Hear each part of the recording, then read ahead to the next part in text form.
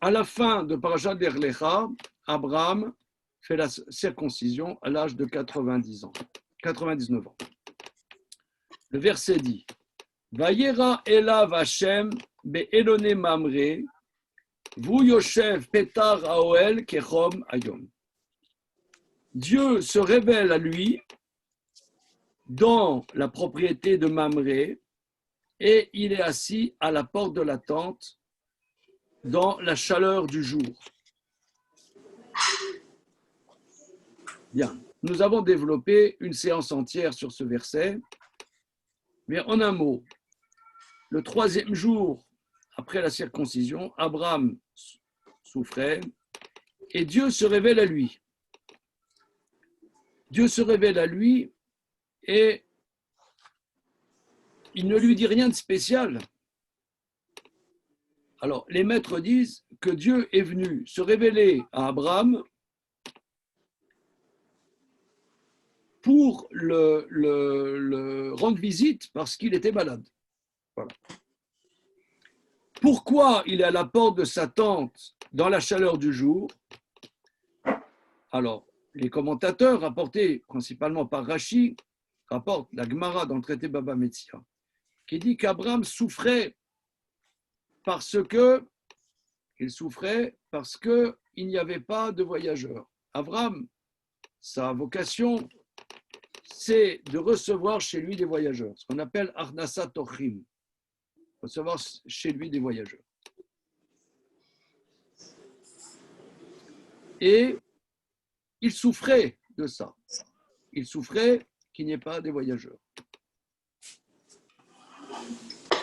Et comme Dieu, pour qu'Abraham n'ait pas à se fatiguer, à s'occuper des voyageurs, il a fait une canicule incroyable. Et Abraham restait à la chaleur du jour. Dans la chaleur du jour, il restait à la porte de sa tente. Parce qu'il attendait quand même, est-ce qu'il y a des voyageurs? Alors, on a développé la semaine dernière, qu'est-ce qu'il y a de tellement vital dans le fait de recevoir chez soi des voyageurs? Mais on va encore développer là ce soir. Ok? Verset bête. Vaïssa Nav, il lève ses yeux. Vaïar, il voit. Vene Shlosha Nashim Nitzavim Ala, voya 3 hommes dressés au-dessus de lui. Vaïar, il voit. Vaïarotz Likratam, Lipetar Haoel, il court à leur rencontre de la porte de sa tente. Vaïshtachu Artsa, il se prosterne à terre. Donc, finalement, il y a 3 hommes qui arrivent. Qui sont ces 3 hommes? Puisqu'il y a une chaleur torride, impossible. La tradition nous dit, ce sont 3 malachim, 3 anges. 3 malachim. Voilà. Et on va faire le verset Gimel. Alors, monsieur Antoine, s'il vous plaît. Attention, donc c'est ce que j'ai dit, hein, c'est que le spectacle est dans la salle. C'est pour Gimel. Vayomer Adonai imna matsati chen beneicha al na ta'avor me'al avdecha. Alors, Vayomer Hashem, donc Hashem, il dit, pardon. Il dit, Attends. Une seconde. Alors, là, ceux qui viennent pour la première fois, j'explique que personnellement, je n'ai rien à dire. Je ne sais rien. Je suis le petit agneau qui vient de naître. On travaille le texte. C'est le texte qui parle, ce n'est pas moi qui parle. D'accord? Moi, j'ai rien à dire. Monsieur, vous avez traduit comment là? Vayomar. Donc, il dit, parce qu'il y a un vav conversé. Le micro là, tu mets plus fort là. Il dit. Comment? Il a dit, pardon. Il dit, oui. C'est un vav conversif ou pas? Oui. Alors, Yomar, c'est il dira, va Yomar, il dit. Voilà. Alors, vas-y. Adonai, là, ça va être. Au début, je pensais que c'était le sujet, mais en fait, non, c'est il dit, et en fait, il dit Seigneur. Bon, Ah, et t'as regardé la traduction entre-temps, je sens là. disons que je l'avais déjà vu. Alors, C'est resté en tête. regardez, très important. Vayomar. Sous le Vayomar, sous le même, vous avez en dessous un genre de chapeau. Ça s'appelle un etnarta. Etnarta. C'est-à-dire, c'est comme une virgule. Ah, C'est comme une virgule. Donc, tu vois de là que le Aleph, Dalet, Nun, Yud ne peut pas être le sujet puisqu'il y a une virgule. Ça veut dire il a dit virgule. Comme si tu disais 2 points. Ça s'appelle etnarta. C'est une virgule. Il a dit virgule. Alors, Aleph, Dalet, Nun, Yud, en général, c'est un des noms de Dieu, n'est-ce pas? Pourquoi? Parce que, par exemple, nous, quand on voit Yudke, Vavke,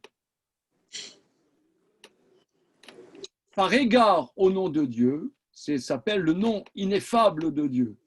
Le tétragramme, c'est le nom ineffable. On ne le prononce pas par égard. On dit que c'est que le grand prêtre à Yom Kippour qui prononce le Shem HaMefourash. Le Kohen Gadol à Yom Kippour, comme il sait, comme le grand prêtre s'est préparé dans une sainteté incroyable, il peut dire le nom de Dieu. Mais en général, le tétragramme, on ne le prononce pas. À la place de dire le nom de Dieu, Yodke Vavke, il y a seulement une personne au monde qui s'est sentie appropriée de dire le nom de Dieu explicite, c'est Victor Hugo. Comme vous le savez, n'est-ce pas? Non, je ne savais pas. Comment? Je ne savais pas.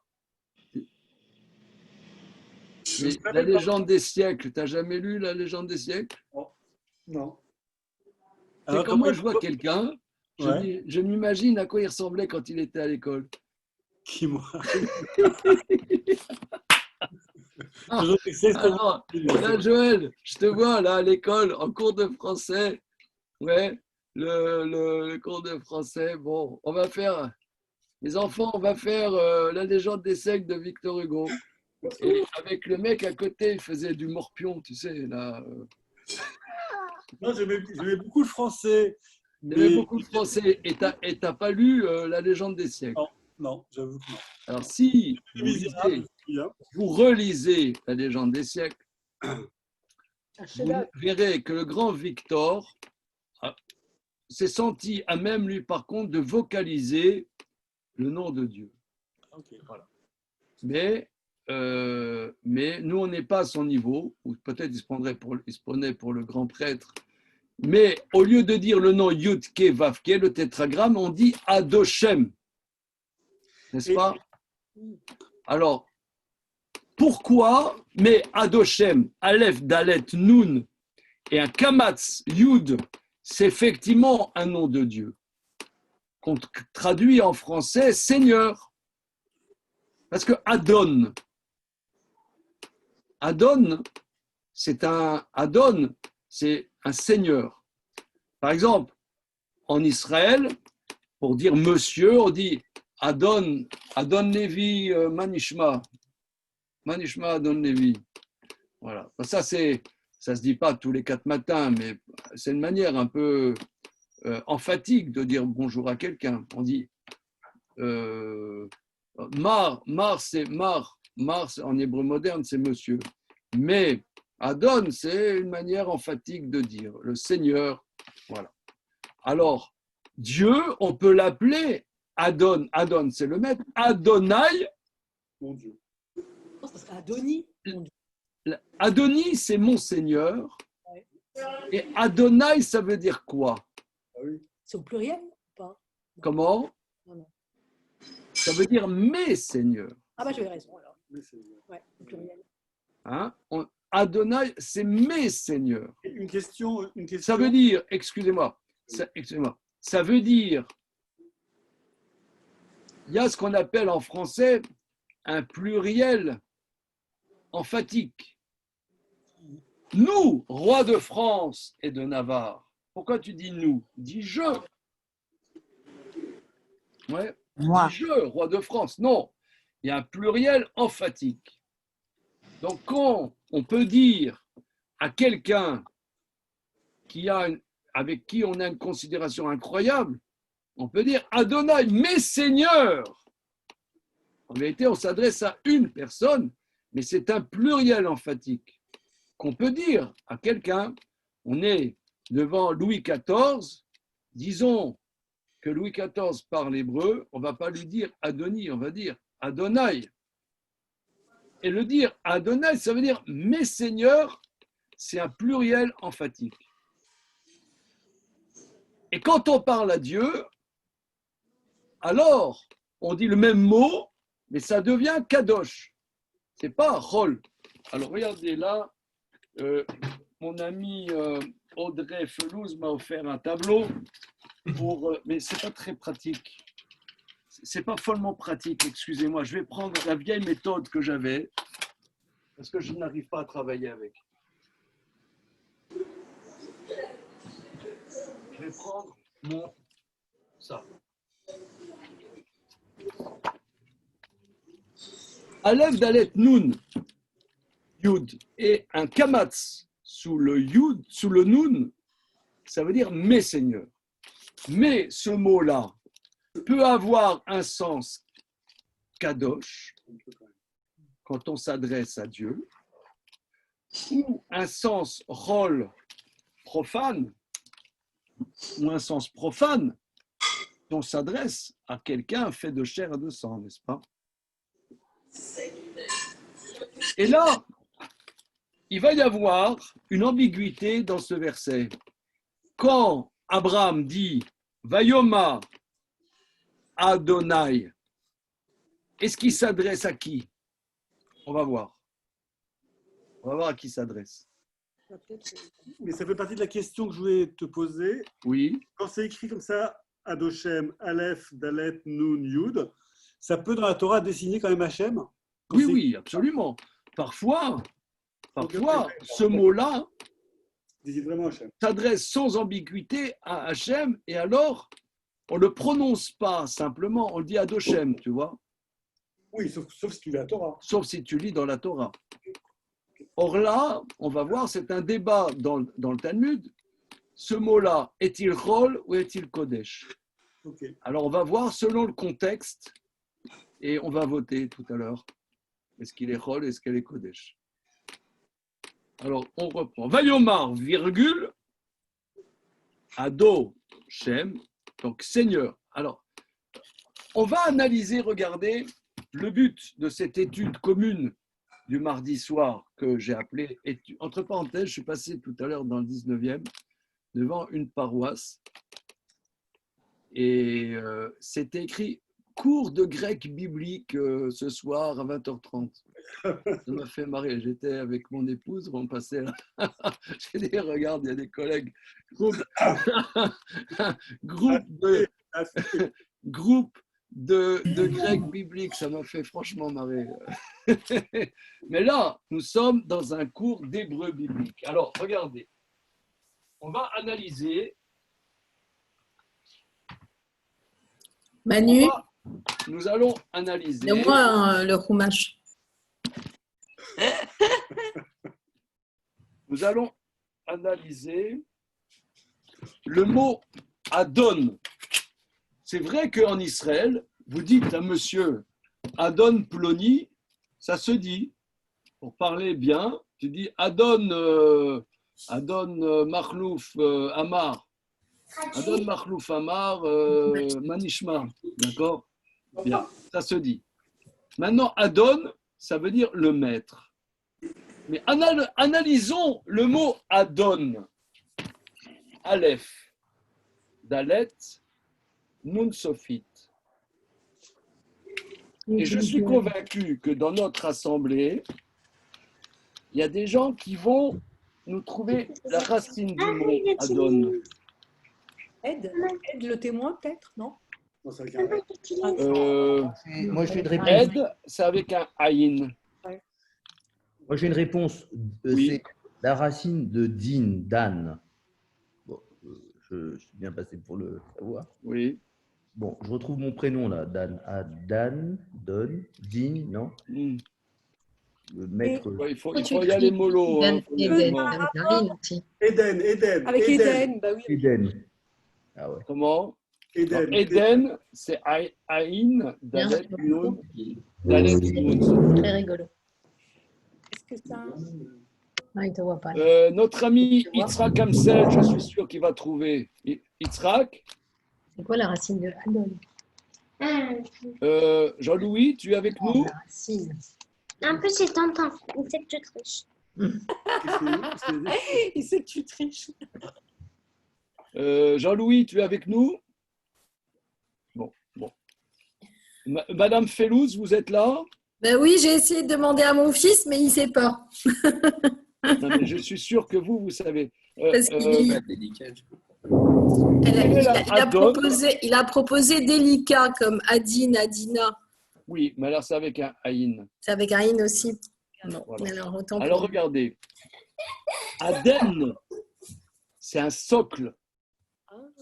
Par exemple, dans le tabernacle, il y avait des socles il y avait des poutres, il y avait des socles qui étaient en cuivre, il y avait des poutres en bois de chitine, des poutres qui étaient dans les socles, et il y avait des tentures qui étaient tenues par les poutres. D'accord? Les socles, un socle, ça se dit Aden, Aleph, Dalet, Nun, Sophit. Donc, Adon, le maître, c'est exactement le même mot. C'est la base. C'est la base. Quand on dit, monsieur, c'est le Seigneur, autrefois, dans la féodalité, le Seigneur, c'est lui qui a le sol sur lequel on est. Le Seigneur, c'est lui à qui possède le sol. C'est la base, c'est le socle. Donc, Adon, c'est le Seigneur, en cela le plus basique, le plus simple, dans le sens le plus simple possible.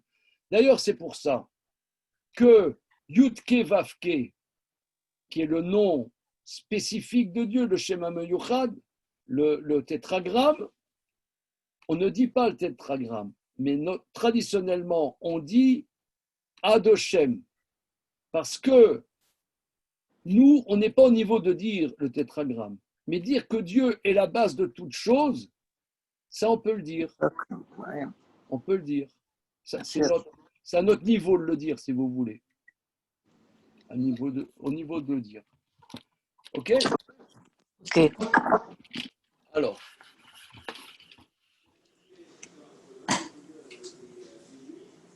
Nous allons continuer. Bayomar, donc il a dit Ado, je ne sais pas, est-ce que ça parle de Dieu ou non? On va voir dans le contexte. Continuons, Antoine, s'il te plaît. Imna Matsati. Donc, im, c'est si. Oui. Matsati, on retrouve Matsa, c'est. Na, tu le passes quoi? Tu le bases quoi? Non, Ouais, j'essaie de le trouver petit à petit. Vas-y, va, on base. Ouais, wesh. C'est peut-être une forme spécifique, le na. C'est quoi spécifique?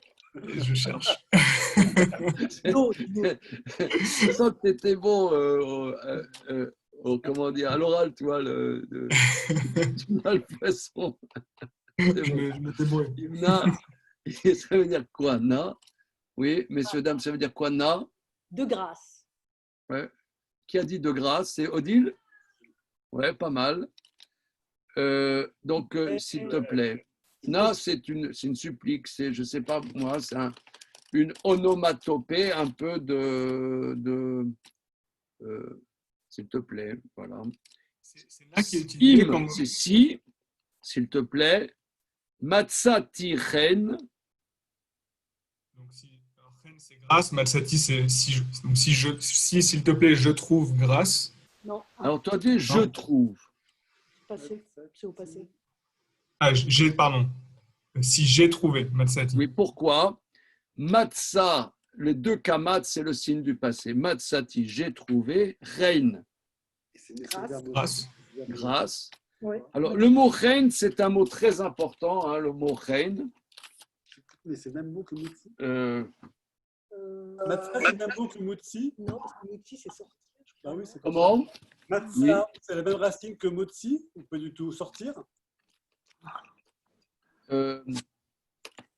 Matsati, c'est Alors, une seconde. Matsa, Motsi, ouais, Motsi. je sais pas.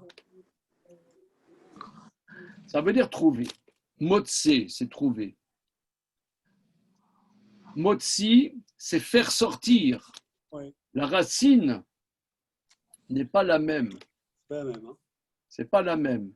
C'est Yud Tzadé Aleph. C'est pas la même. C'est proche en vérité. On voit pas. C'est proche.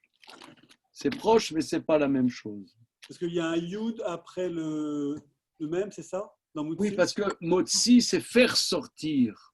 D'accord. C'est factitif. Un Motsi qui fait sortir. D'accord. Matza, c'est trouvé. Motsi, c'est trouver. Matsati chen. Le mot chen, chet et nun sofit, c'est la grâce. Le terme grâce,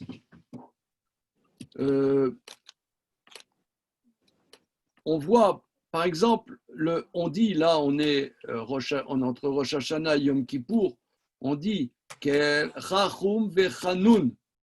Hashem, Hashem, Kel Rachum Vechanun. Chanun, c'est qui porte grâce. Chen, qui a donné en judéo-arabe Chnin. La tendresse. Chnin, évidemment, Chnin. Alors, le mot chen est un mot très très important parce que le thème de la grâce est un thème très très important. Vous savez, nous, les préoccupations, on n'a pas tellement dans la vie des préoccupations métaphysiques.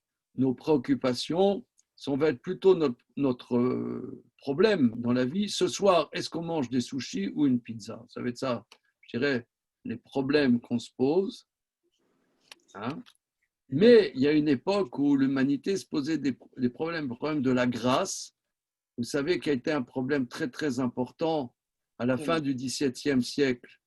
Les jansénistes ont eu une grande théologie de la grâce qui est développée dans les pièces de Racine sur la grâce. Tout ça pour dire, la grâce divine est un thème. Trouver grâce, c'est un amour qui n'est pas lié sur une raison. La tendresse. Par exemple, quelqu'un il dit à sa femme, je t'adore parce que tu fais bien la cuisine. D'accord ? C'est pas de la grâce. Ça, C'est un amour inconditionnel. ça c'est pas reine. Parce que C'est tendre. c'est lié à quelque chose. Le reine, C'est la tendresse. comment ? La tendresse. C'est la tendresse. Il y a quelque chose d'indéfinissable. Exact. Et ça, le reine, la grâce, tu peux avoir quelqu'un qui n'est pas forcément beau, mais qui a de la grâce. Oui. Donc le Le thème cœur. du reine est très Ça important. vient du cœur. Voilà. Maintenant, on va rajouter, les kabbalistes, ils disent que reine, c'est l'acrostiche de Chochmat Nistar, la science secrète. Chen, Chochmat Nistar. C'est les lettres, c'est un jeu de mots, hein, attention. C'est pas plus sérieux qu'un jeu de mots, mais je pense que ça explique bien. Chochmat Nistar. Chen, Chet et Nun Sophite, c'est, ils disent que c'est Chochmat En sophite. Nistar. C'est bon, Sophie. La science cachée. Ah, oui. La science cachée.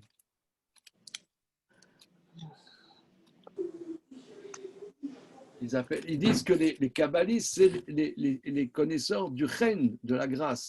Nistar. Voilà. C'est Rabbi Nachman, non, de Breslev, qui dit que c'est le Noun de Malchut et le Ren de Chochma. C'est le mélange des deux qui crée. C'est bien. C'est bien. Un petit réaction, petite clap, un petit clapping là. Vous pouvez répéter, c'est bien. vous pouvez nous le redire, s'il vous plaît? Comment? Vous pouvez nous le redire, on n'a pas entendu. Je reprends ce que dit Antoine Lévy, c'est très, très intéressant. Donc, tu dis au nom de Rav Nahman de Praslav que c'est aussi, ça fait référence aussi au lien entre la Chochma, la connaissance, et la Malchut qui s'appelle le Nun, la lettre Nun. Bon, il faut définir en quoi. Hein. Nun, Ça vient de Inon. Inon. Mais reclape, pas mal. Voilà. Que c'est la science qui se concrétise dans la réalité. Ok. Alors, on continue. Vayomar, Ado, on ne sait pas à qui il s'adresse.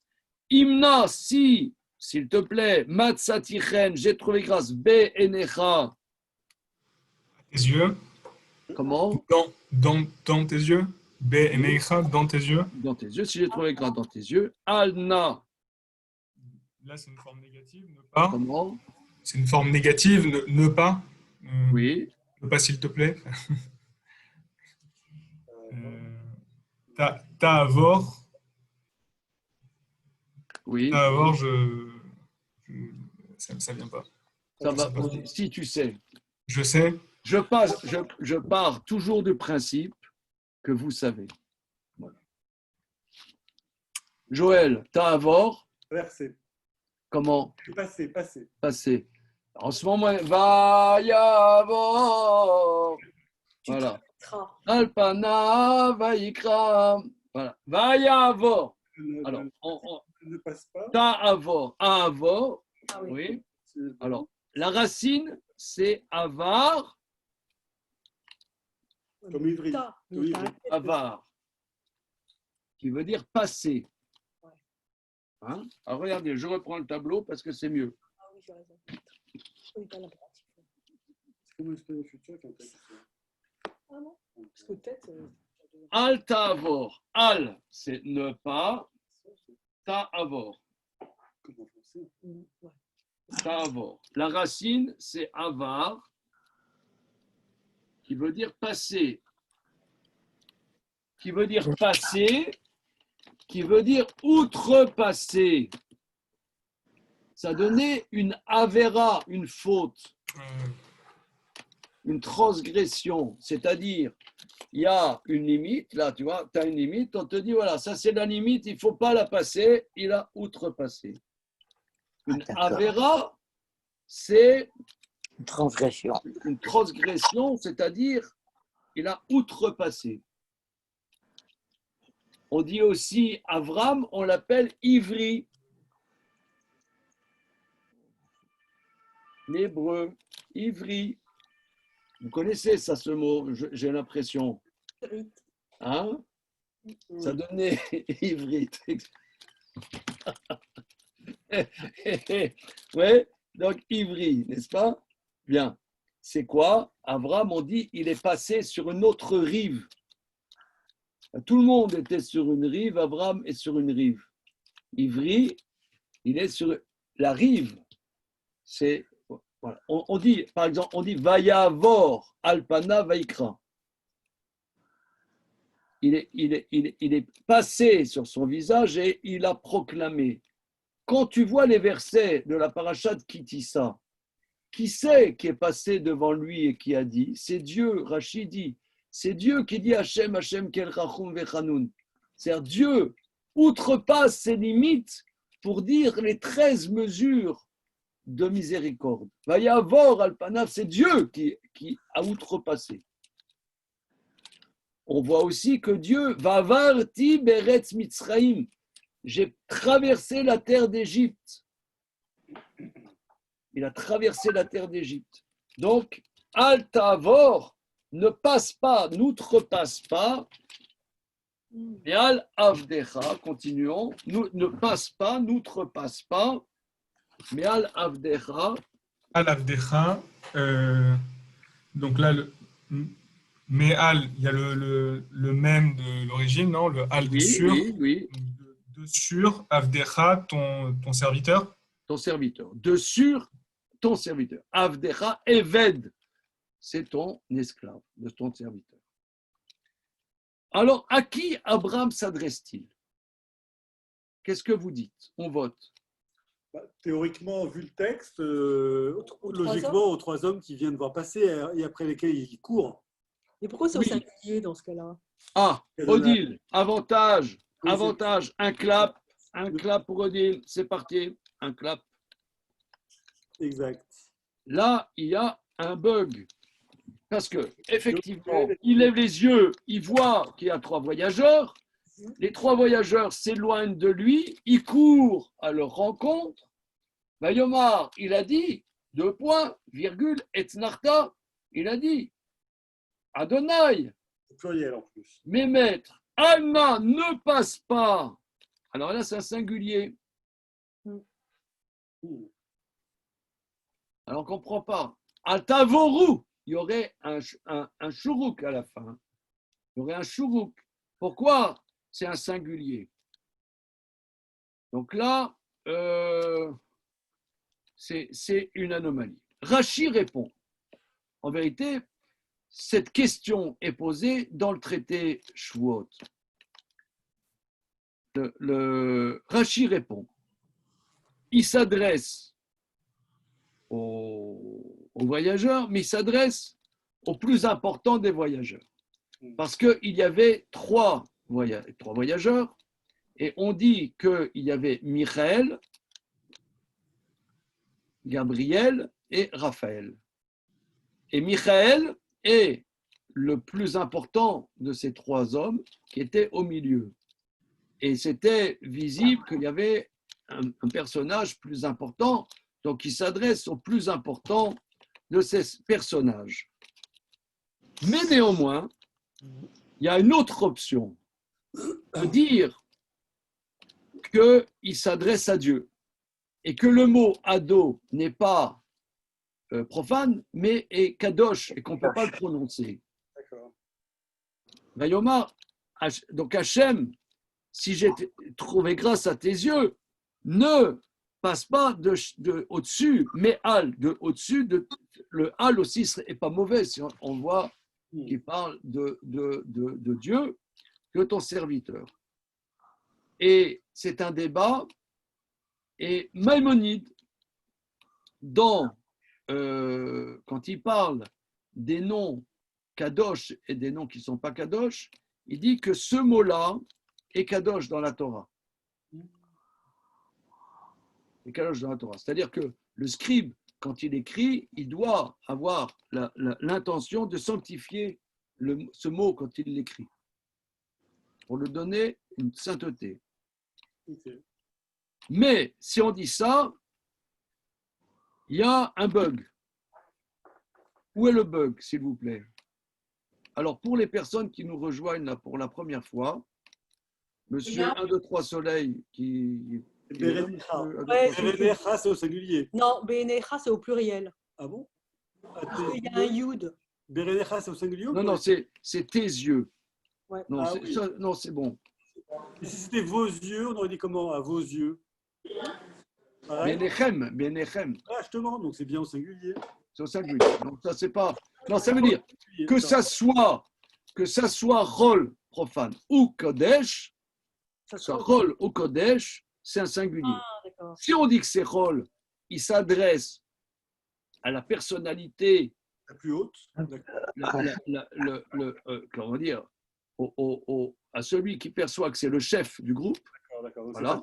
Et selon la réaction du chef du groupe, les autres vont suivre, ou bien il s'adresse à Dieu. Mais si on s'adresse à Dieu, et c'est comme ça la conclusion légale, dit Maïmonide, il y a un bug dans le suivi des versets. Ah, dans le suivi, ok. Est-ce que vous voyez le bug? Dans le- Monsieur dans- Gage, est-ce que vous voyez?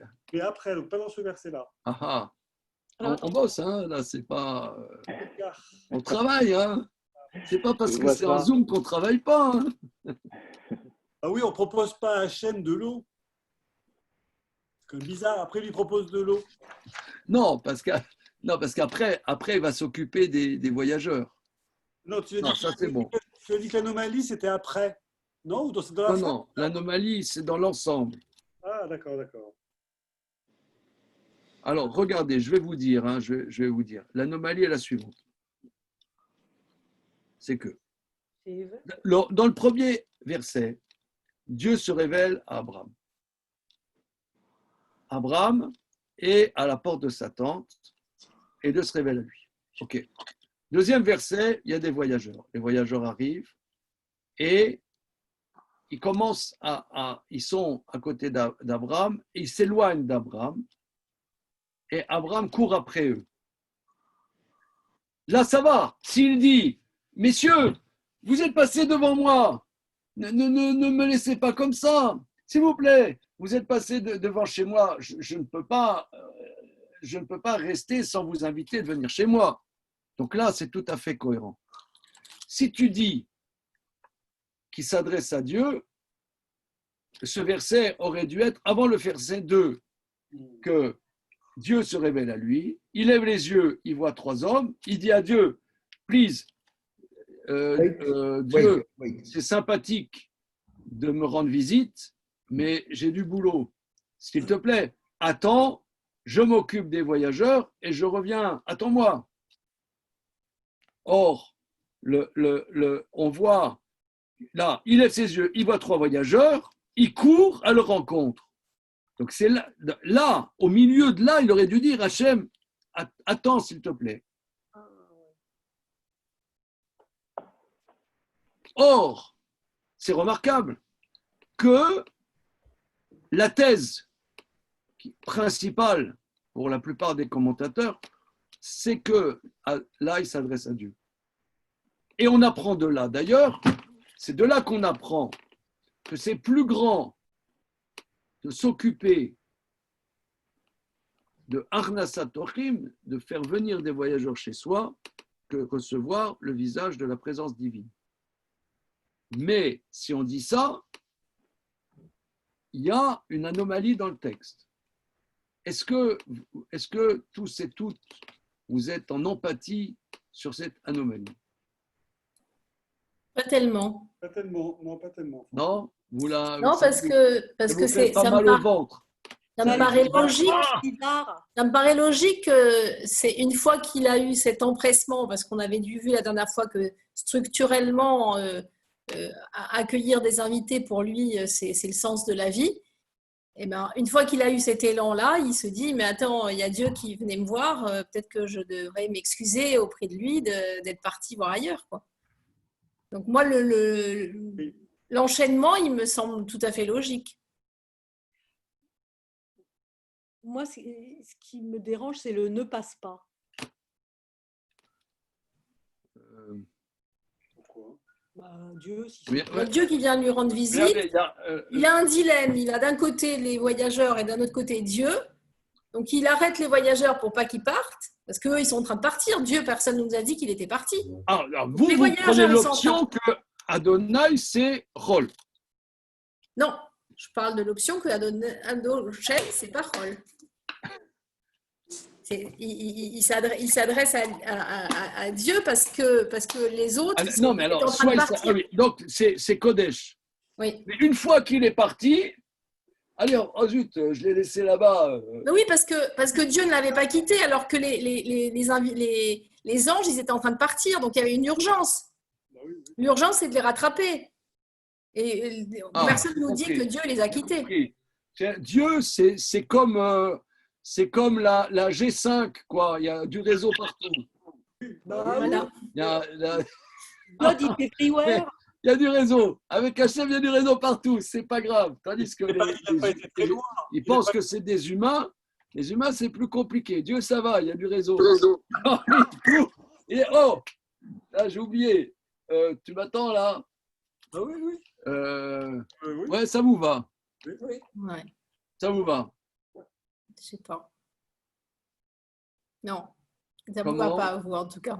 Non, j'entends, mais pour ça, il faut dire qu'il y a du réseau.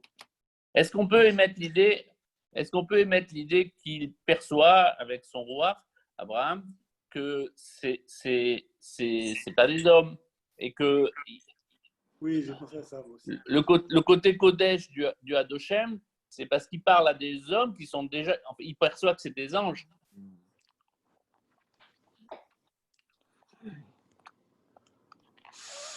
Ou est-ce qu'au début, il les voit vraiment comme des hommes et alors, si on dit que Hadoshem, c'est Kadosh, c'est que là, il pense à Dieu. Il peut peut-être parler à ces gens, mais il sent que ce n'est pas des gens. Alors, Oui, mais c'est bizarre parce qu'on apprend quand même, on va voir dans la suite, les bases de la mitzvah, l'Achnasat Tochim, on l'apprend d'ici. On a déjà soulevé ça, on a déjà soulevé cette anomalie. Mais, comment dire? Justement, non? oui, ça veut dire que s'il savait que c'était des gens importants, alors oui. Alors c'est normal qu'il fasse des efforts. Alors que le mérite qu'il fait des efforts, c'est qu'il croit vraiment que c'est des gens normaux, quoi, qui se promènent. Des gens normaux, mais de qualité, comme tu avais dit la semaine dernière. Alors, ok. Alors maintenant, c'est des gens de qualité, il fait un effort. Alors vous dites qu'il fallait bouger tout de suite, parce que les hommes, ils bougent. Si il s'adresse à Dieu, il va perdre le contact. Ça s'entend. On voit un petit peu ça aussi avec la prière de Moshe, où elle est très courte à un moment, parce qu'il y a urgence, quoi. Ouais. Il y a des moments où on peut rester longtemps à parler avec Dieu, puis il y a d'autres moments où il y a urgence, où on va écourter. Ok. Alors, il en double regardez, je vous rapporte ce que dit Rashi. Rashi relève néanmoins que c'est une anomalie et dit c'est une des sources où on voit que en mukdam ou meuchar batorah. Ah, d'accord. En mukdam meuchar batorah. Je pense que là, c'est aussi. J'entends ce que vous dites, Madame Felouge. Ça s'entend bien, c'est bien. Mais Rashi veut dire que les versets n'ont pas un souci constant de chronologie. Mais je pense que c'est très important ça. Parce que on ne sait pas qu'est-ce que c'est le texte de la Torah. Le texte de la Torah, en première lecture, c'est une petite histoire. Surtout ça, on peut raconter aux enfants, au GAN, c'est bien. C'est très, très bien. Donc, il y a évidemment un premier niveau. Mais si on regarde mot à mot, et c'est ce que nous faisons là ce soir, il y a des aspérités dans le texte. Et ces aspérités, ici, alors on peut répondre comme vous dites, mais on peut dire aussi qu'il l'a dit tout de suite, mais ce n'est pas le sujet du verset. Le verset, ça ne dérange pas qu'il y ait une petite anomalie chronologique. En réalité, le verset 3 s'insère au milieu du verset 2. Ce n'est pas un problème. Par contre, c'est important parce que le grand principe qu'on apprend, que c'est plus grand, Arnasat Tochim, amener des visiteurs chez soi, s'occuper des voyageurs, que s'occuper de Dieu, que avoir des égards à Dieu. Ce grand principe, il existe en bouleversant un petit peu l'ordre des versets, vous voyez. Donc on voit que c'est pas que la chronologie qui est le moteur des versets. Il y a le mot Torah signifie enseignement. L'enseignement prime, voilà si vous voulez, l'enseignement prime à la chronologie. Maintenant, ce qui met encore plus en relief, la semaine dernière, on a relevé que c'était très important pour Abraham de faire du chesed. Ce n'est pas que c'était très important, c'est vital de faire du chesed. On n'existe pas quand on ne fait pas du chesed. Je dis un petit mot comme ça. Au fil des années, il y a pas mal de gens qui sont passés chez nous. Il y a des fois, il y a des jeunes filles ou des fois des jeunes filles qui sont plus si jeunes qui se lamentent de ne pas trouver leur âme sœur. D'accord. Alors,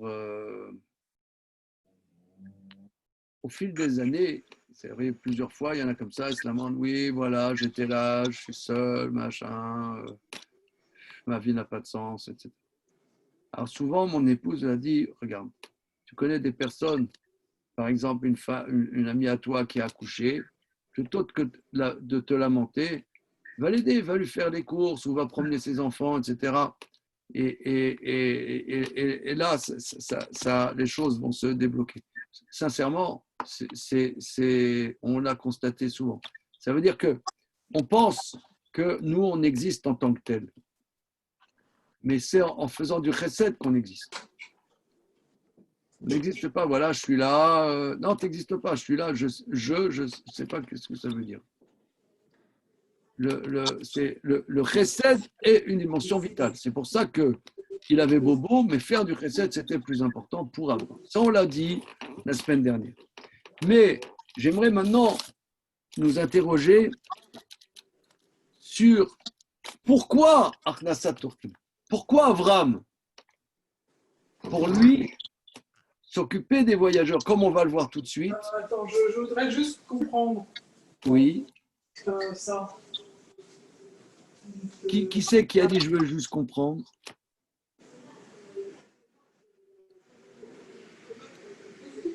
Qui c'est qui a parlé là?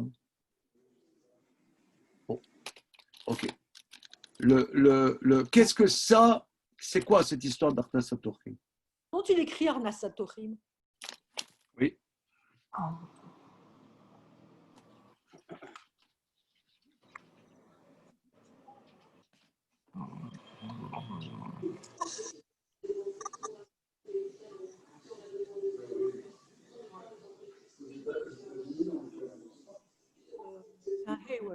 Alors, Achnasat,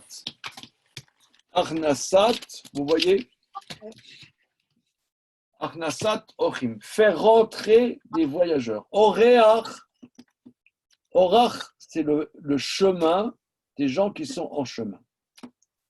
La base d'Arnasat Ochim, c'est des gens qui n'ont pas où aller et les recevoir chez soi. Arnasat Ochim, ce n'est pas forcément.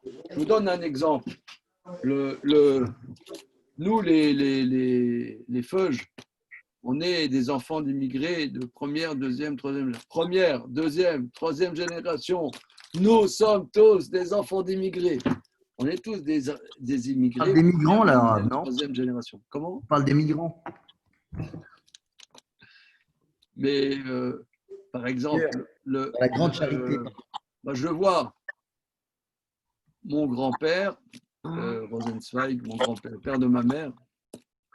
Entre parenthèses, regardez, je rajoute pas avant. Mon grand-père, le père de ma mère, Yedelay Rosenzweig, il avait 14 frères et sœurs. Enfin, non, ils étaient 13 frères et sœurs. Ils étaient 14. Et lui, c'est le premier qui arrivait en France. Et ma mère m'a dit que tous ses frères et sœurs, il les a fait venir. Et d'ailleurs, heureusement qu'il les a fait venir, parce que toute la famille en Pologne a été tuée. Et il passait toujours chez mon grand-père. Ma mère me disait que chez ses parents, il y avait tout le temps des oncles, des tantes, et des machins. C'était... Ça, c'est vraiment Arnasat Orchim. Ce n'est pas seulement avoir les potes à la maison. Aller manger une fondue savoyarde à la maison.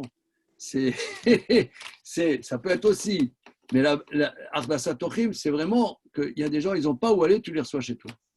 Ça, c'est Ardasat Tochim. Comme faisaient, disons, nous, les immigrés, ou enfants d'immigrés, ou petits-enfants d'immigrés, c'était comme ça. Chez Séfarades, c'était exactement la même chose. Ils arrivent en France, ils arrivent à Belleville, ils ont un 2 pièces et ils reçoivent les tontons, les tatas, les cousins, les machins, les bidules. Et... Voilà. Ça, c'est Ardasat Tochim. Il y avait moins d'hôtels et de restaurants à l'époque. Comment? Il y avait moins d'hôtels et de restaurants à l'époque. Il y avait moins de fric aussi. Ouais. Je le dis souvent, il n'y a que les antisémites qui pensent que les juifs sont riches, quoi. Mais en tout cas, c'était comme ça. Ça, c'est Ardasat Tochim. Il y avait de petites auberges. Ardasat Tochim, ça veut dire. Alors, mais pourquoi ça, c'est le truc d'Abraham. On sait ça, on sait Ardasat Tochim, ça c'est le truc d'Abraham. Mais c'est ici, on est dans le texte qui parle. Pourquoi c'est le truc d'Abraham? Il voulait faire des Pourquoi Abraham, qui a réfléchi, qui a médité sur le Dieu créateur, son truc, c'est Ardasat Tochim. C'était un moyen pour lui de créer des âmes, de faire venir des gens, de leur parler, de faire partager aux gens ce qu'il avait perçu lui. Ça ne peut pas être envisagé comme étant aussi un moyen, même si c'est une finalité ciel.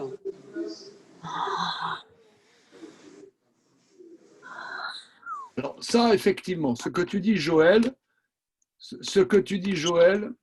c'est la version. Excuse-moi, hein, c'est très juste ce que tu dis. C'est la version light. Ouais. Version classique, je dirais. Hein? Maintenant, je vais me permettre de dire l'impression que j'ai.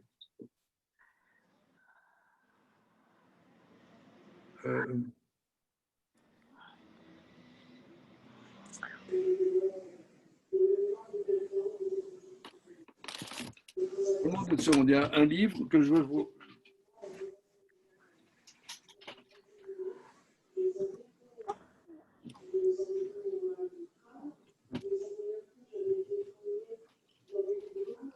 Je pense que l'autre jour, la plupart d'entre vous, vous avez fait Tachlir. Hein? Tachlir, le deuxième jour, cette année comme le premier jour, c'était Shabbat. On n'a pas fait Tachlir Shabbat, mais le deuxième jour de Rosh Hashanah, on va au bord d'un point d'eau et on jette nos fautes. En disant un verset du prophète Micha qui dit Mi-el kamocha nose avon vover al pesha l'sheri nachalato lechizik la'apo kafei chesedu yashuv yichamenu yichbo shavonateu tasher v'shalom kol chatotam. On dit 3 versets du prophète Micha. C'est ça, Tashlir bimtsulotat kotra. Envoie au tréfonds de l'océan toutes leurs fautes. Alors, il y a un grand maître de Safed de Tzfat, Rabbi Moshe Cordovero.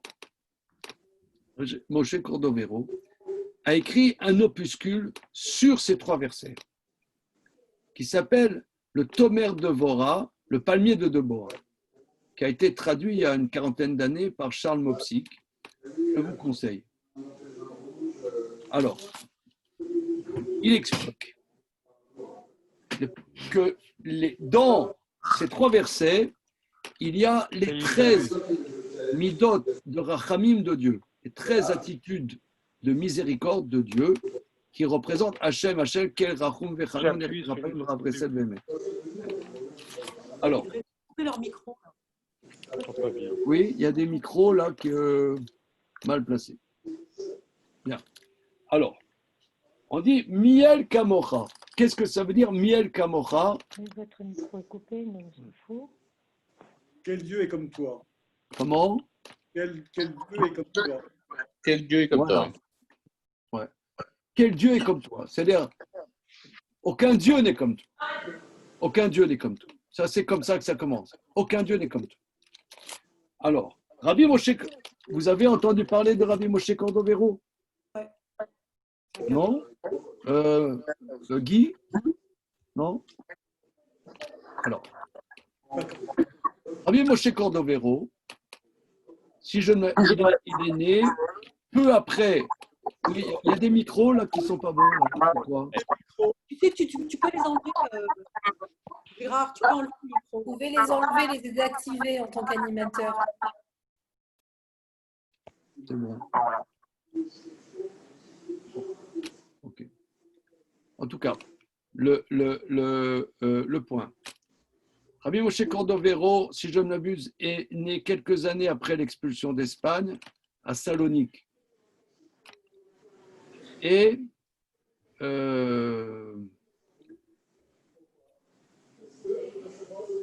c'est un très très très grand kabbaliste. On peut dire qu'il y a deux très très grands kabbalistes, Rabbi Moshe Cordovero, Rabbi Yitzhak Luria, qui sont contemporains, strictement contemporains. Rabbi Moshe Cordovero a grandi à Salonique et est allé à Tzfat, à Safed. Et il a écrit des livres fondamentaux de Kabbalah, dont en particulier un livre, le Pardes Rimonim, et d'autres livres très importants, et un commentaire systématique sur le Zohar. Enfin, c'est très très important. Et à l'intérieur d'un livre, il a écrit un petit opuscule sur ces 3 versets de Micha. Et il explique qu'est-ce que c'est. D'ailleurs, si vous allez au vieux cimetière de Tzfat, il y a la tombe de Rabbi Moshe Cordovero.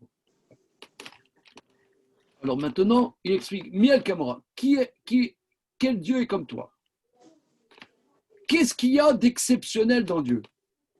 Qu'est-ce qu'il y a dans Dieu qu'on trouve nulle part ailleurs? Tu vas me dire, j'ai discuté avec des amis, un il dit, ouais, Dieu, il est puissant. Mais Schwarzenegger aussi, il est puissant. C'est puissant, il y a des puissants, il y a Cassius Clay, à son époque, était puissant. Qu'est-ce qu'il y a? Il n'y a personne comme Dieu. Qu'est-ce que ça veut dire, il n'y a personne comme Dieu? Il explique, je vous rapporte, il dit, Miel Kamocha, Kadosh Bochou, ou Meler Nelav, Sovel Ilavon. Il n'y a aucun roi qui est comme Dieu, qui est offensé. C'est un roi offensé. Pourquoi? Parce qu'il dit que un fauteur, quand il faute, il transgresse ce que Dieu lui demande. À ce moment-là, Dieu lui donne de la vie, Dieu lui donne du souffle, Dieu lui donne de la respiration, fait qu'il vive. Comment c'est possible un truc comme ça?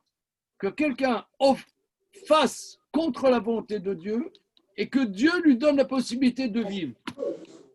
C'est effarant. Il dit ça, c'est le truc le plus effarant possible. Si tu réfléchis, c'est effarant. Ça n'existe pas un truc comme ça. Il me semble que ça, c'est ça, Achnasat Tochim. C'est quoi Achnasat Tochim? Excusez-moi, messieurs, dames, il y a quelqu'un qui met un micro. Est-ce que c'est possible? La personne qui dérange peut couper le micro. C'est bon, merci. Je continue. Tout ça pour dire que c'est ça Arnasat Tochim. C'est quoi Arnasat Tochim? Abraham, il a réfléchi. Dieu fait un monde, il crée des créatures qui évoluent dans ce monde et qui font leur chemin dans ce monde. En vérité, ça c'est Arnasat Tochim. Tu as des gens, tu les donnes la possibilité d'être chez toi et de vivre chez toi quelque part. Mais par exemple, il y a eu encore je reprends mon petit truc d'immigrés. Chez les immigrés, il y a eu, par exemple, ils ont reçu leur maman à la maison, leur vieille maman qui venait du pays, ou leurs parents qui venaient du pays, qui est chez eux. Et si, par exemple, c'est ma maman qui arrive chez moi, je suis content que c'est ma maman, mais en même temps, c'est la belle-mère de ma femme.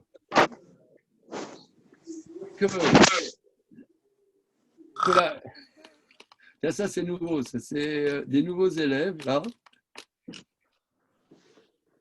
Vous voyez, c'est une étude non spéciste. Pas mal. Hein, c'est non spéciste. Hein. C'est vrai, il n'y a pas de raison que ce soit que les humains qui aillent un cours de Torah. C'est pas normal, moi je trouve, c'est du spécisme. Voilà, des chats.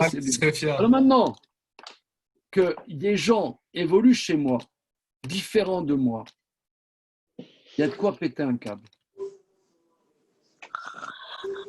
Il y a de quoi péter un câble. S'il y a des voyageurs qui viennent chez moi, disons, ils dorment chez moi, peut-être ils vont mettre du dentifrice partout. Peut-être ils vont faire pipi à côté des toilettes. Et c'est insupportable d'avoir des voyageurs chez soi. C'est insupportable. Mais nous, Dieu, c'est ce qu'il fait. Il nous invite dans sa création. Et quelquefois, excusez-moi l'expression, c'est peut-être un peu grossier, on fait pipi à côté des toilettes. On ne fait pas ce que Dieu nous demande. Et il nous donne quand même la possibilité de vivre. Ça, c'est aller dans les chemins de Dieu. Me semble-t-il, c'est ça, Arnasat Tochim. Arnasat Tochim, c'est donner la possibilité, c'est le chesed, un chesed très très particulier, qui ressemble à Dieu. On va dans les chemins de Dieu. C'est écrit, Valarta bedrachav, tu vas dans les chemins de Dieu. Recevoir des invités, c'est pas seulement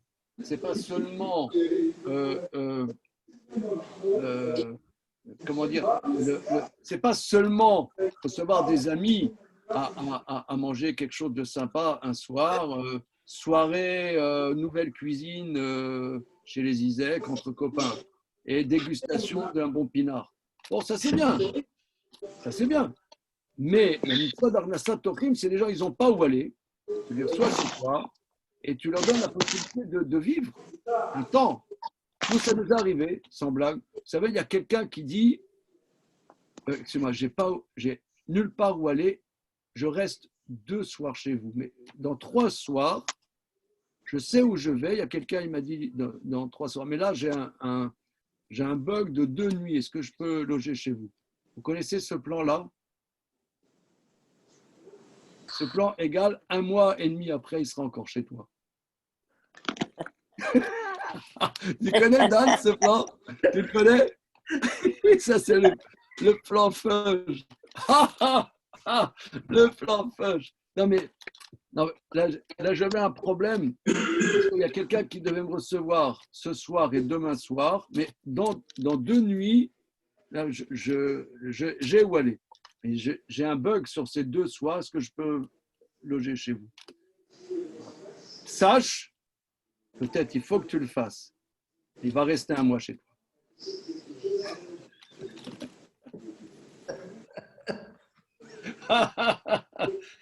Je peux vous dire, je vous parle par expérience. Mais ça veut dire, il y a quelqu'un qui évolue chez toi. Évolue. Et voir ça veut dire il est différent de toi. Il a d'autres manières de vivre. Quand il va se faire un café au lait, il va se mettre le lait à côté. Il va se tromper. Il va mettre la petite cuillère à la vie dans l'évier Bassari. Il ne connaît pas. Ça, me semble-t-il, c'est aller dans les chemins d'Hachem.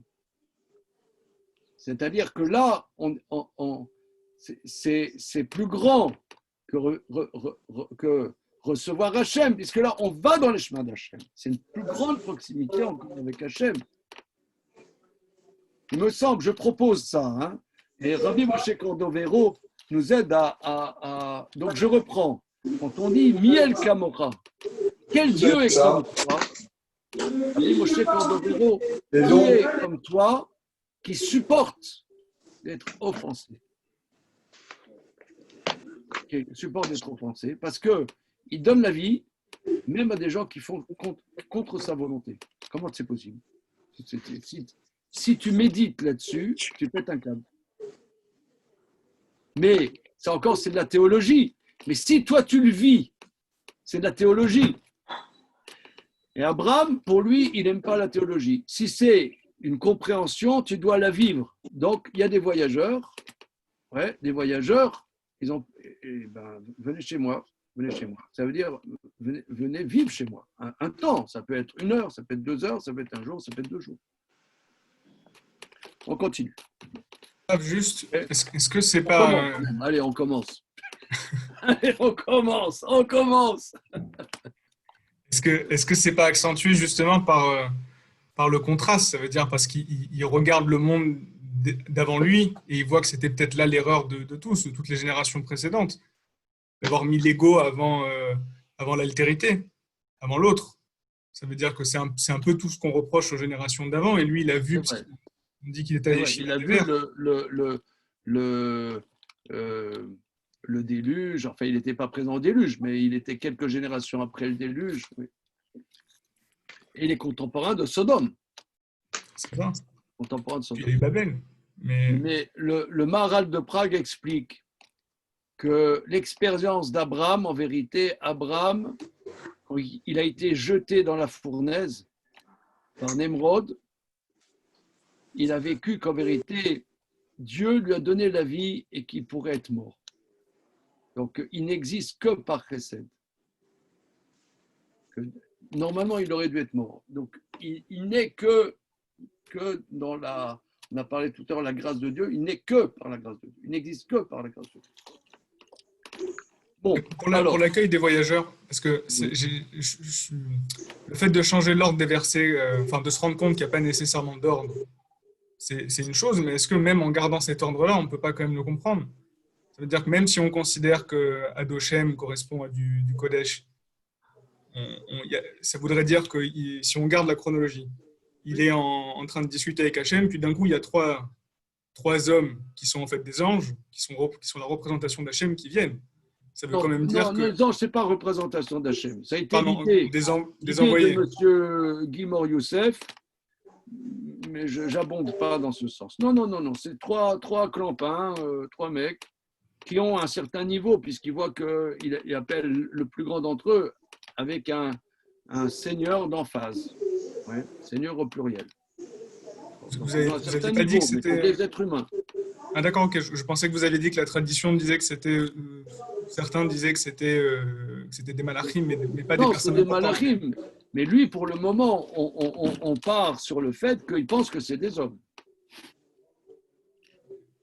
Non, on reste simple là-dessus. C'est des hommes, tellement des hommes. Regardez la suite.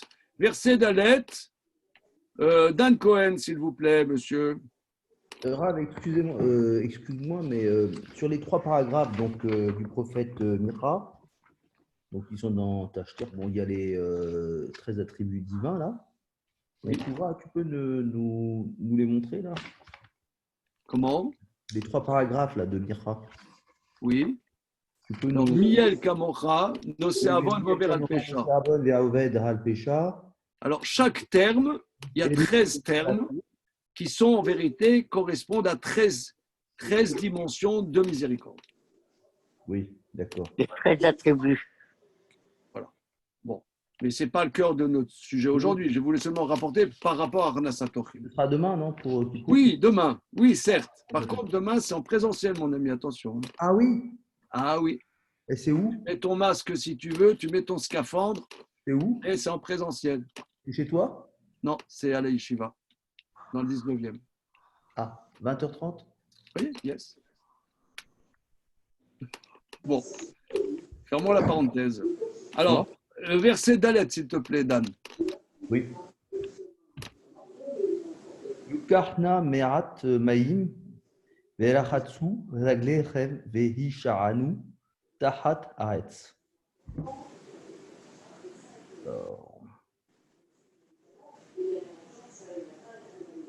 Alors, Yukar comprennent Mehat Maïm, un peu d'eau. Tu peux nous analyser la chose? Yukarna.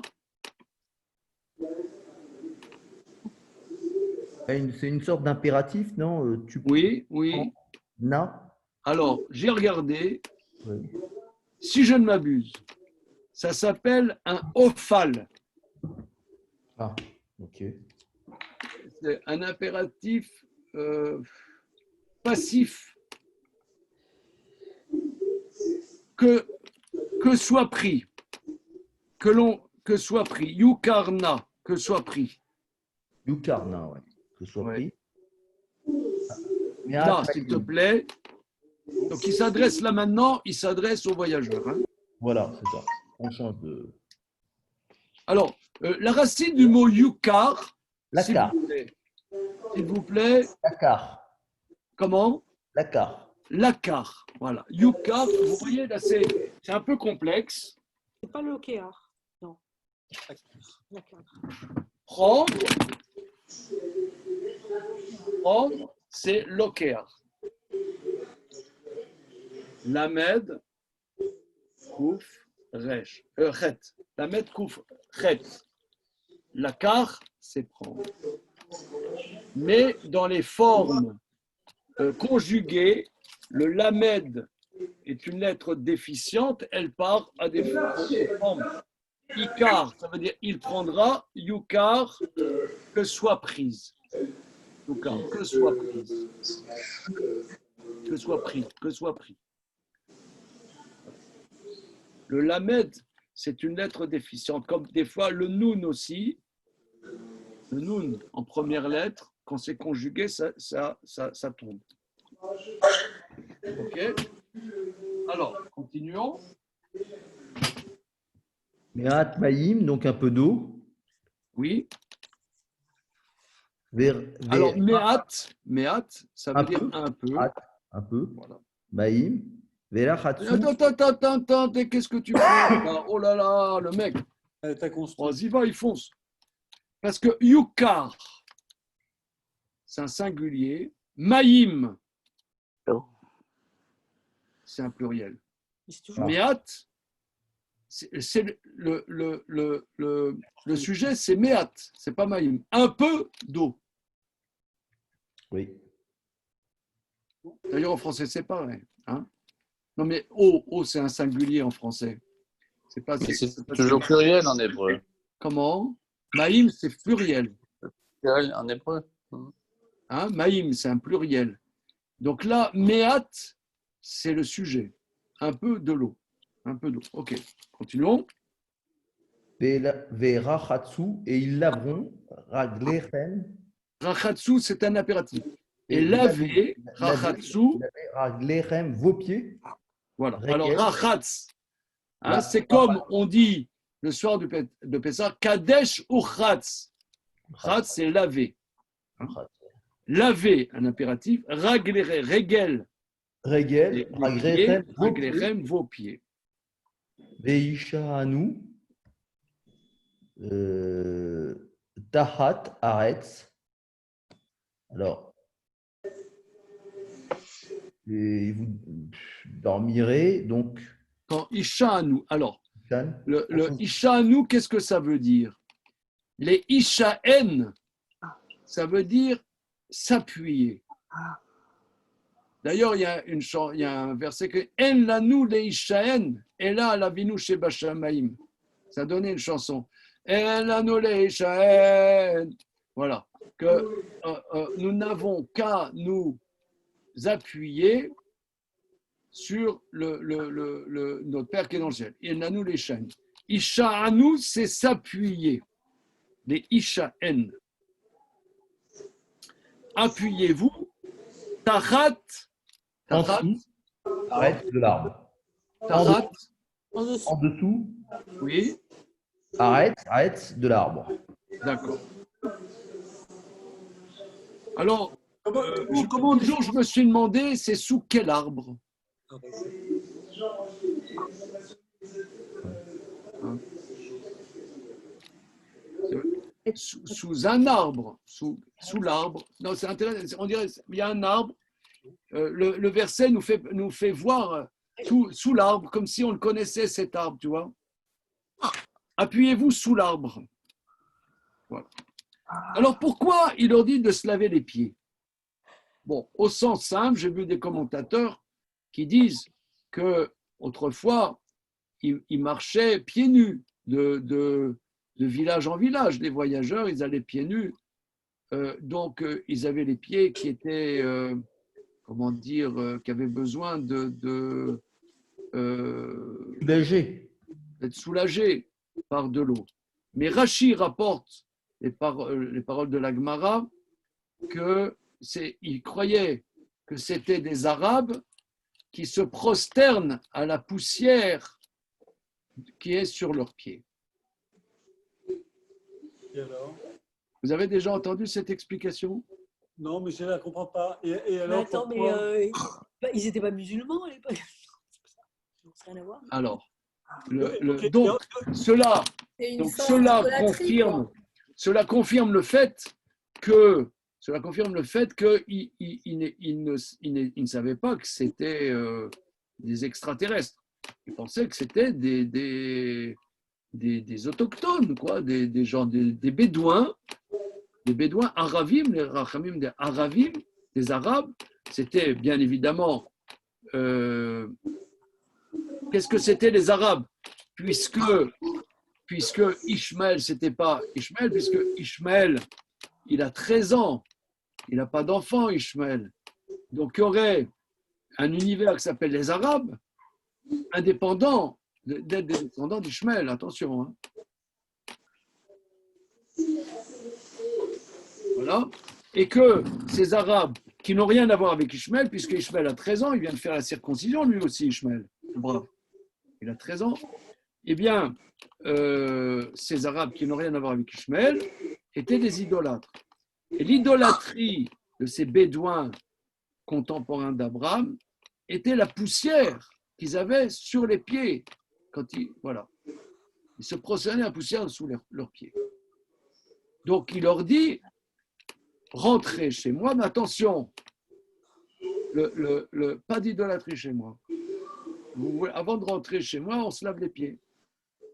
On enlève ces idoles. On enlève ces idoles. Alors, qu'est-ce que c'est cette idole? C'est quoi cette idole? C'est quoi cette idole? Vous n'avez pas entendu ce midrash-là? Et Lot, par contre, Rachi relève que Lot, quand il y a un voyageur qui partira, et il y aura 2 des 3 qui iront voir Lot à Sodome. Lot les reçoit chez lui, et une fois qu'ils sont chez lui, il dit, lavez-vous les pieds. C'est ce qu'Abraham, il dit, non, on ne rentre pas chez moi avec de l'idolâtrie, vous rentrez chez moi, moi je vous reçois, je vais vous donner un bon café turc, là, mais des pistaches et tout, des makrouds que Sarah fait très bien, c'est très bon, le makroud de Sarah, mais attention, on se lave les pieds avant de rentrer chez moi. Mais alors, ça m'a toujours turlupiné, c'est quoi cette histoire qui se prosterne à la poussière sous leurs pieds. Est-ce que quelqu'un ou quelqu'une a une idée là?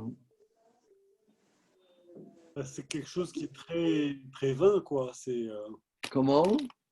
C'est ce qui est le plus vain. La poussière de ses pieds, c'est chercher l'erreur, comme tu dis, quoi. Non, mais pourquoi ils se prosternent?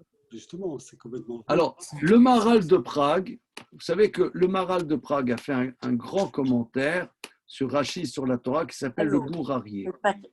Toujours. C'est pas mal. Et alors, je vais vous rapporter qu'est-ce que dit le Gourarié. Hein? Oui, je pense. Il n'y a rien de déclaré. Il y a RCC. Bien. Le Maharal veut dire la chose suivante. Je vous le rapporte, je n'ai pas compris, hein, mais peut-être que notre travail en commun va nous aider à rentrer dans le sujet.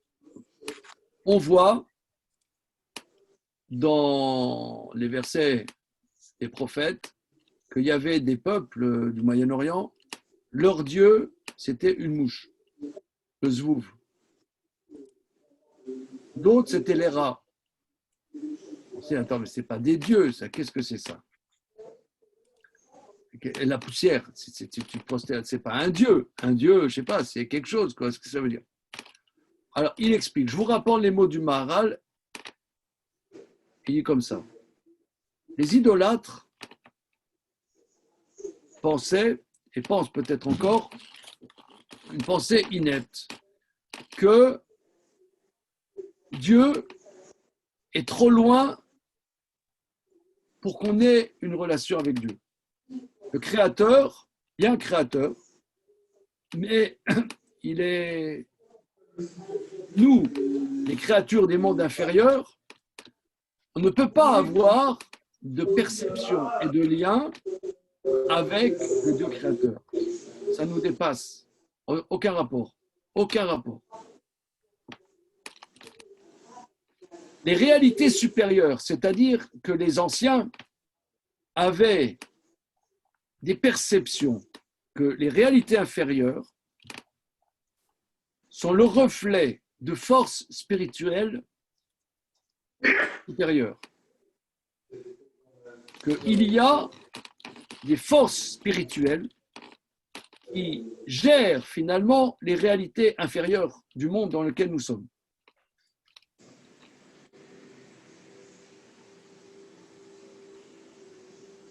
Et l'humain est la réalité supérieure du monde inférieur.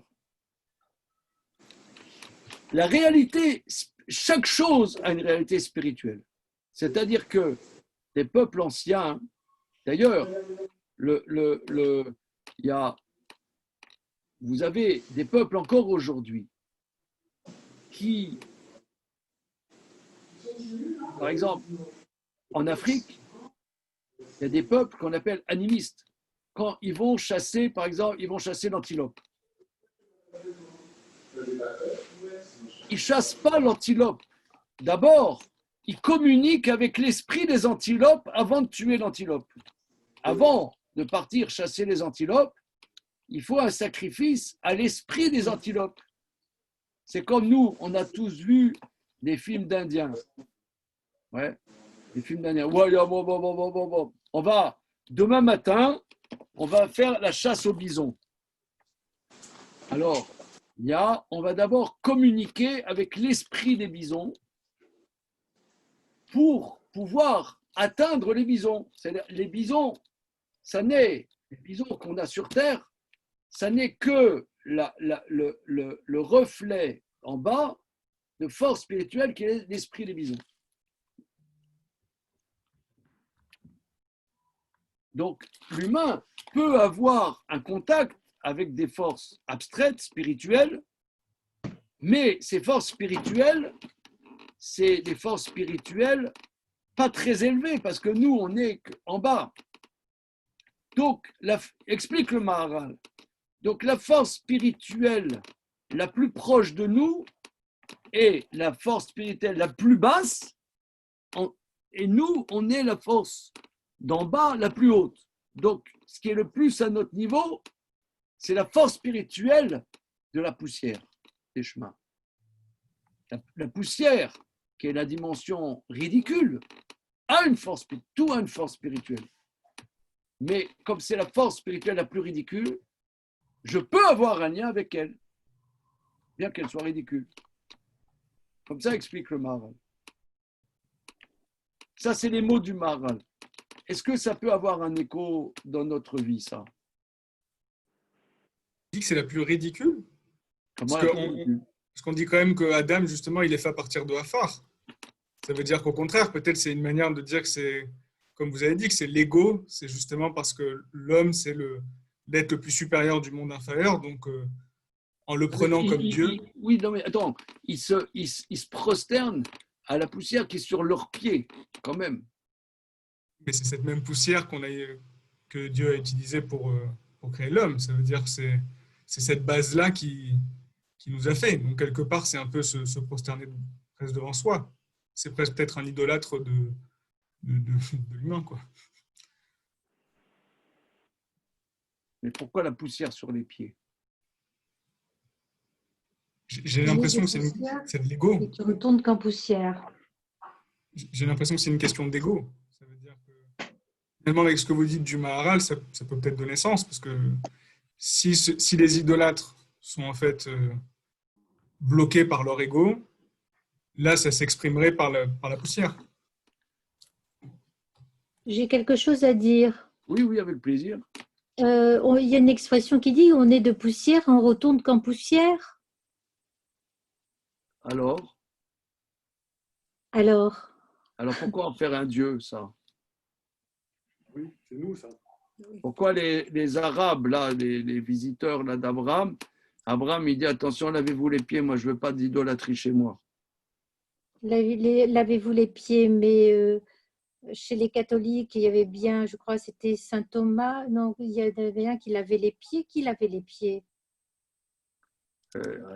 Moi, je suis rabbin. Moi. Non, mais justement.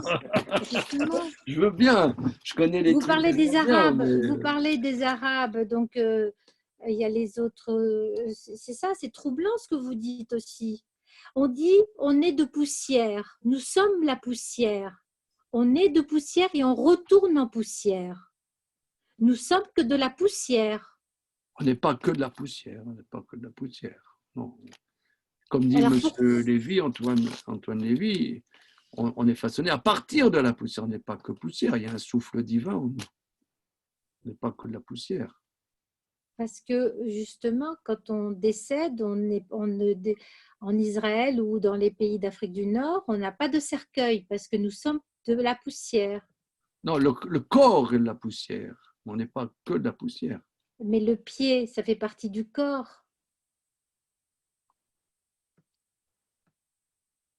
Il doit y avoir quelque chose qui doit ressembler, qui doit être... il faudrait que je réfléchisse, hein, parce que là, il est un petit peu tard. Mais je pense qu'il doit y avoir une relation... On faisait que commencer, là. On faisait... Non, mais il doit y avoir regardez. une relation entre l'être humain et la poussière. Oui, ça, Et ce que vous dites, c'est très bien. C'est ce que M. Antoine Lévy dit. Vous dites la même chose. Mais c'est pas ce que, excusez-moi, c'est pas ce que dit le Maharal. C'est pas ce que dit le Maharal. Le Maharal, il dit, et je pense qu'il y a un écho qu'il faut écouter et que moi j'ai du mal. C'est pour ça, le Maharal, il faut décrypter et c'est souvent un travail en commun pour arriver à rentrer dans les tripes de qu'est-ce qu'il veut dire. Il dit l'humain idolâtre basique pense qu'il ne peut pas avoir de lien avec Dieu. C'est pas possible. Dieu, il est ineffable, il est absolu. Non, c'est pas possible. Donc, par contre, tout humain a une perception de spiritualité. Et il ressent que il a besoin d'un contact avec des forces supérieures à lui. Et Rav, j'ai une question. Et cette dimension supérieure à lui, il ne va pas chercher la dimension supérieure de supérieur, mais juste au-dessus de lui, qui est lui, nous on est sur Terre. Il y a des dimensions spirituelles. Donc qu'est-ce qu'il va se connecter à la force spirituelle la plus basse? C'est quoi? Il dit, c'est la poussière qui est sur les pieds.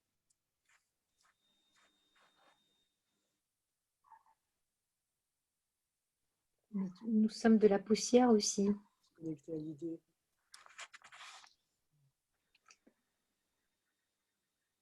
Oui.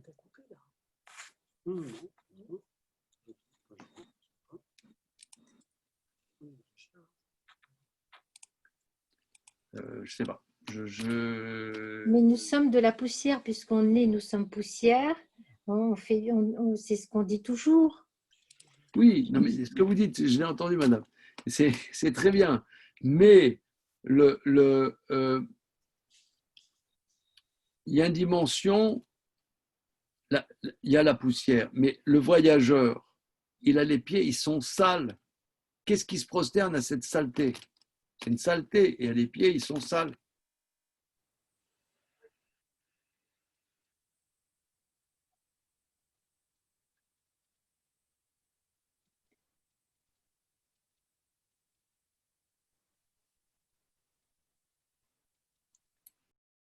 Il faut. Pas très inspirant. Faut être humble dans Comment la Très vie. inspirant. Comment? Ça n'est pas très inspirant. Si vous voulez, moi, quand j'étudie du Maharal, j'aime bien délirer. Il n'y a pas d'être ça me supérieur en demande pas dehors trop que d'efforts, Dieu. d'ailleurs. Si vous voulez, quand il dit que l'homme, on a besoin, vous voyez, moi, je vais dire un peu quelque chose qui peut être.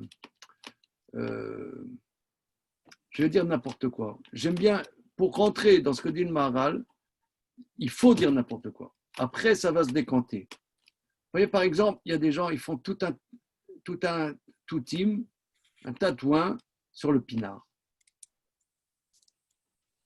Franchement, en France, et pas qu'en France, mais disons en France, vous ayez, par exemple, tu sors une bonne bouteille et c'est parti, et des trucs, oui, ce vin, ceci, machin, bidule. Moi, je pense qu'Abraham, on dit, il a cassé les idoles de son père. Aujourd'hui, qu'est-ce que ce serait? Abraham, il prendrait le pinard d'un super bon Bordeaux de son père et il le viderait dans les toilettes. Ah non! Ah non! Tu mets le pinard dans les toilettes? Mais il est fou ce gosse! Mais arrêtez! Mais il est fou! Il est complètement taré ce môme! Mais qu'est-ce que t'as foutu de ça? Mais mon Bordeaux! Tu l'as mis dans les toilettes! Mon Bordeaux, mais c'est insupportable! Mais qu'est-ce que c'est que ce gosse? C'est ce qu'on fera de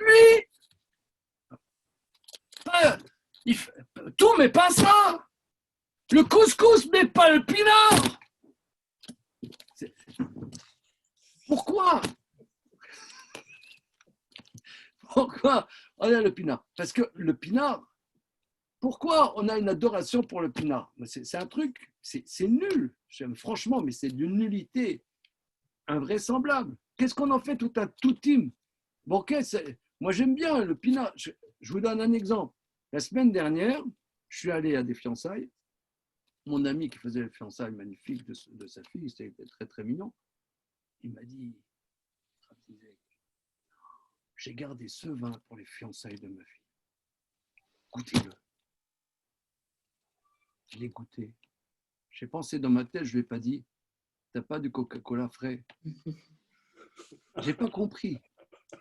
J'ai pas compris. J'ai pas compris. Qu'est-ce qu'il y avait? Oh, il est bon, ça va, il est bon, c'est du pinard, je sais pas, ça va. J'ai acheté à Hyper Cacher, je suis sur 4 fois moins cher, 5 fois moins cher, et aussi bon. On me dirait, je suis un imbécile, je ne connais pas les nuances. Mais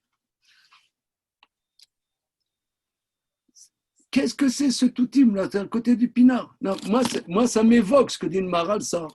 Ça veut dire, il y a un côté, tu vas discuter avec des gens qui aiment le vin. Voilà. Ils vont dire, mais Rav Zizek, vous n'avez rien compris. Ah là là, vous me faites vraiment mal au cœur. Vraiment, ces religieux, ils font mal au cœur. Ils ont un esprit étroit. Mais non, le vin, c'est toute une culture, c'est toute une tradition, c'est tout un art. Mais arrête, ça va. C'est comme dirait l'autre, ça va. Tu le bois, quelques minutes après, tu vas aux toilettes, ça va. C'est rien. Un petit douche dessus. D'accord, ok. Mais ce que je veux dire, même la boisson la plus, entre guillemets, sacrée. Non, mais c'est bien. Mais de là, en faire tout un tout team comme ça. Non, c'est parce mais que. Moi, ça m'évoque ça, si vous voulez.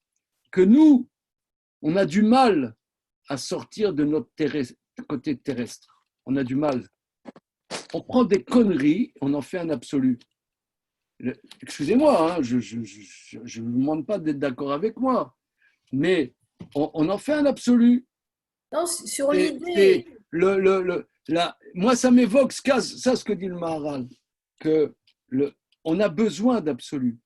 il y a quelqu'un, il bosse toute la journée, il a besoin de vivre un peu quelque chose. Alors, il va à une soirée, dégustation avec des copains.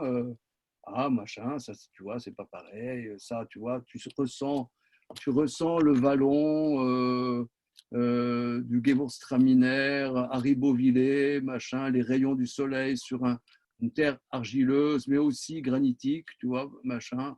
Ah oui, c'est vrai, je ressens là. Vous qui aimez tant la poésie. Tu sens que tu n'es pas un être préhistorique, tu touches quelque chose qui est un peu spirituel. On a besoin de spiritualité. Mais comme nous, mais tu me diras, spiritualité, je vous dis sincèrement, c'est récent qu'on fait tout un tout-team sur le pinard comme ça, les soirées dégustation, machin. On pourrait faire une soirée, je sais pas, philo ou une soirée. Tu fais une soirée philo, tu auras un tondu et 2 pelés, quoi. Par contre, soirée dégustation pinard, là, tu auras tous les potes qui vont venir. Mais pourquoi? Parce qu'on goûte un genre de spiritualité. Mais, excusez-moi l'expression, ridicule, mais c'est une spiritualité. Et ça, me semble-t-il, c'est ça ce qu'il dit le Maharal. Je n'ai pas lu les corrigés, mais c'est que c'était des voyageurs et ils avaient besoin de valoriser la poussière. Ils vivent dans la poussière. Ils vivent dans la poussière. Mais comme ils n'ont pas le recul pour atteindre une spiritualité supérieure, alors c'est l'esprit de la poussière de leurs pieds, c'est leur Dieu. Ils valorisent, ils en font tout un tout-team, toute une spiritualité, parce que tout a une source, tout est mu par une spiritualité. Il y a une spiritualité dans toute chose. Rien ne peut exister sans spiritualité. D'ailleurs, tu parles avec n'importe qui. Une fois, il y a quelqu'un, il m'a dit, je vais présenter quelqu'un. Après, il m'a dit, c'est quelqu'un d'intéressant. C'est une question qu'il m'a posée. Je lui ai dit, excusez-moi, tout le monde est intéressant. Tout le monde a une spiritualité. Tu demandes à un garagiste, tu lui poses des questions sur son boulot, tu verras que s'occuper des voitures, il y a une spiritualité de s'occuper des voitures. Tout, il y a une spiritualité. Tout ne peut exister que par une spiritualité. Mais mais c'est pas le fin mot. C'est pas le fin mot, c'est le Dieu créateur. Ça, c'est la source de toute spiritualité. Mais l'idolâtre, lui, il croit que c'est pas atteignable le reste. Il croit qu'il y a une rupture. Alors, il s'accroche sur la spiritualité qui est le plus proche de son niveau. Et il en fait tout un univers. Me semble-t-il, c'est ça ce qu'il dit, le Maharal.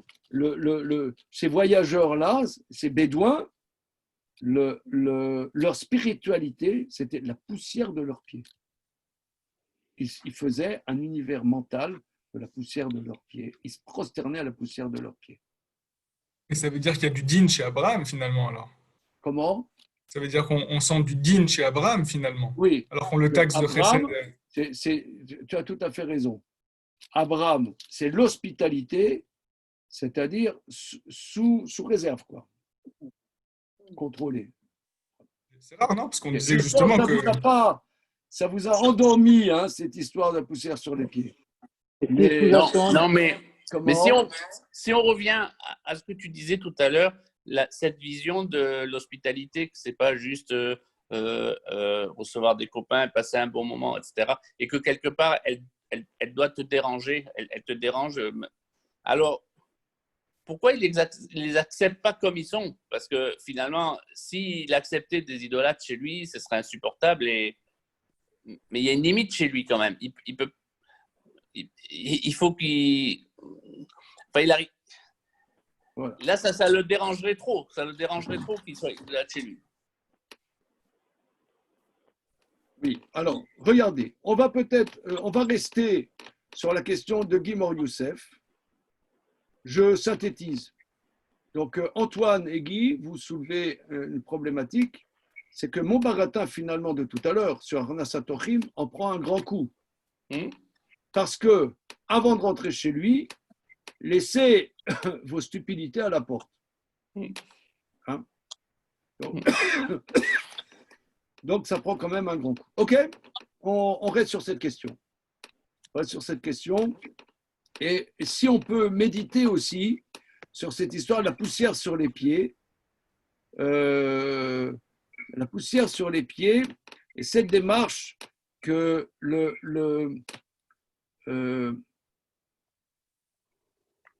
que l'idolâtre, ces voyageurs-là de son époque, ces bédouins, ils faisaient une spiritualité de la réalité même ridicule, comme ça dit le Maharal, inepte de leur quotidien. Voilà. Alors, ma deuxième question, la question, c'est qu'Abraham dit, OK, vos bêtises, vous ne rentrez pas chez moi. Vous aviez dit aussi, il me semble, qu'il leur avait couru après quand il avait vu qu'il y avait du respect entre eux. Oui, M. Mor-Youssef a dit ça la semaine dernière. C'était, c'est ce que le Midrash Rabbah dit. Voilà, si on a aussi cette idée du Midrash, ça veut dire que c'est pas n'importe qui qu'on reçoit chez soi, quoi. C'est vrai. C'est vrai. OK. Bon, on a vu beaucoup de choses. Et dans cette idée du Maharal de Prague que vous avez rapporté, est-ce qu'il n'y a pas de sous-jacent aussi la paresse intellectuelle? On veut bien aller vers la spiritualité, mais très accessible, très facilement, quoi. C'est ça, absolument. C'est ça ce qu'il dit. Voilà, c'est ça ce qu'il dit. C'est ça ce qu'il dit. On en fait un système. Voilà. Paresseux. Voilà. Très bien. OK, merci. Shana Tova. Merci à vous. Merci. Merci. Bonne soirée, merci. Super. Bonne soirée, au revoir. Au revoir. Merci.